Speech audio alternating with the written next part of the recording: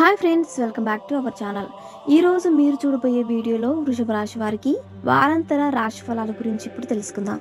కృతిక నక్షత్రం 2, 3, 4 పాదాలు జన్మించిన వారు, అలాగే రోహిణి నక్షత్రం 1, 2, 3, 4 పాదాలు జన్మించిన వారు మరియు మృగశిర నక్షత్రం 1, 2 పాదాల్లో జన్మించిన వారు వృషభ రాశికి చెందుతారు.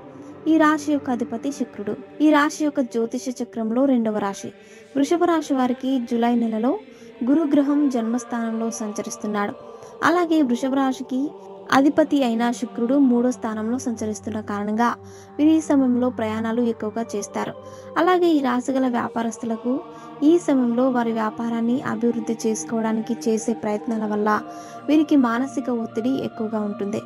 అలాగే వీరికి ఈ సమయంలో ప్రభుత్వానికి సంబంధించిన భూముల ద్వారా ధనయోగం కలుగుతుంది.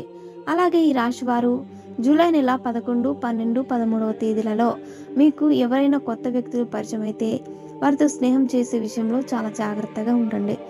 అలాగే ఈ రాశి వారికి ఈ వారంలో ఆర్థిక పరంగా అభివృద్ధి ఉంటుంది. అలాగే ఈ రాశి వారు ఎవరైతే రియల్ ఎస్టేట్ రంగంలోనే అలాగే గవర్నమెంట్ కాంట్రాక్ట్స్ చేస్తున్నారో వారికి ఈ వారం ఎంతో అనుకూలంగా ఉంటుంది.